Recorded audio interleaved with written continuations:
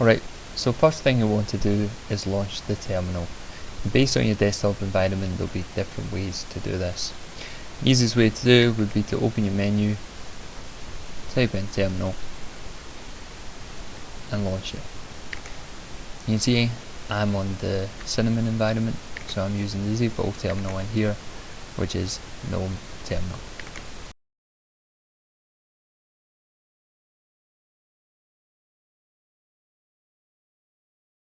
The first thing you'll notice on screen is you'll see this flashing white rectangle. Now this flashing white rectangle just represents the cursor of the terminal. And if I type information in here, you'll see that the cursor moves. So this cursor is known as the caret. So in a backspace, you'll see that the caret also updates with the removal of the text. So there's a couple of navigation things we can also do with regards to the command line. If I type a command and I want to access that command again, I'll replay the previous command. I can press the up arrow, that will replay the previous command. If I press the down arrow, that will remove it. Similar to a Word document, I can type content and use the left and right arrow keys to move around. Whenever I want my command to take effect, I can press the enter key.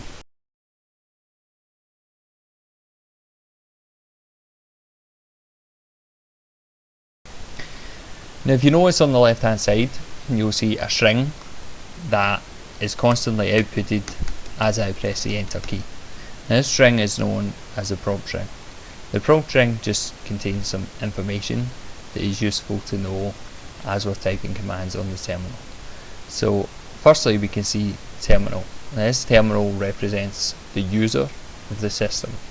It is then followed by an @ symbol. The @ symbol then breaks up the second part, which is the name of the machine. We can then see a squiggly line, and this squiggly line is called a tilde.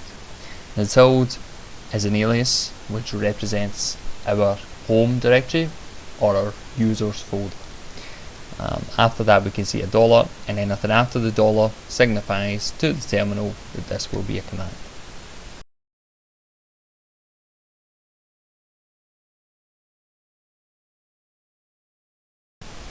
So first, let's look at some simple navigation. Now, first we can use pwd, and if we run pwd, which is print working directory, we can see that it prints out home/terminal. Now this represents the current directory which we are in.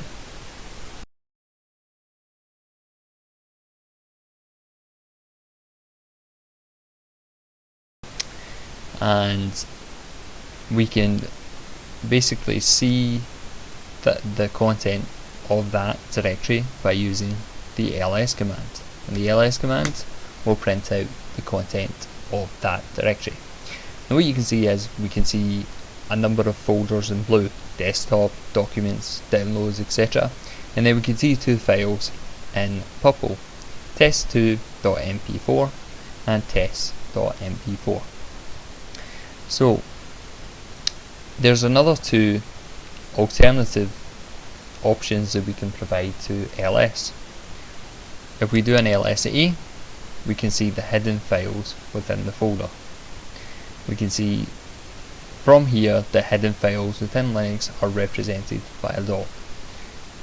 Folders such as .local, .mozilla, .linux mint are all hidden folders. Likewise, .bash logout, .dmrc and .profile are hidden files. We can provide another command to lsl, which will print additional information about the folder. So the additional information we can see on the files in this folder, we can see permissions, drw, xr, we'll come back to permissions later. We can see the username, terminal, we can see the user group, terminal, we can see the size, 4096, and we can see the date.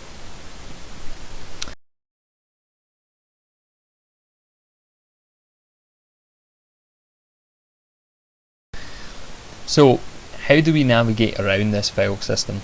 How do we, for instance, see the content of desktop? Well, one way we can do it is we can do ls, and we can provide the full path to the desktop folder. One thing to note at this stage is that when I do this, I'm able to see the ls content.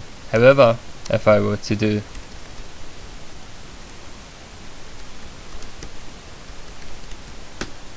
I get an error. The reason that I get an error at this stage is because files and folders within the Linux environment are case sensitive. This means desktop with a capital D and desktop with a lowercase d are not the same folder. Okay, so as I've shown, we can use the following command to print out the contents inside the desktop folder. That's not very convenient. So how can we change our current working directory to reference the desktop folder? In other words, how can we move inside that desktop folder?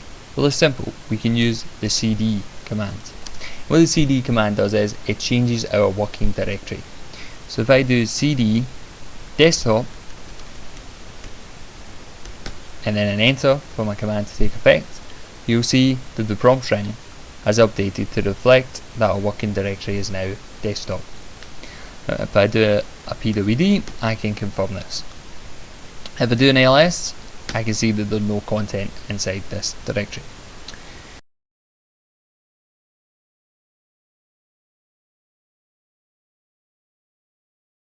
So if we move back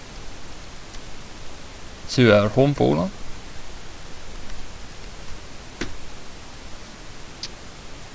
and if we do an LSA to again view hidden files, let's now look at the left. In two files you will probably have noticed earlier on that we didn't elaborate on are the dot and the dot dot. So the dot is and the dot dot are both special files, and these have special purposes when we're navigating the file system. The dot represents our current directory. We can confirm this with cd and a dot, which shows that our current directory does not change. Then we can verify that with pwd.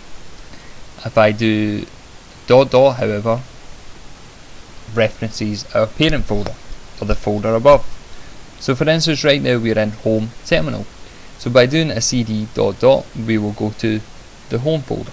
We can confirm this by doing cd dot dot. As you can see, we're now in the home folder. Again, pwd will confirm this.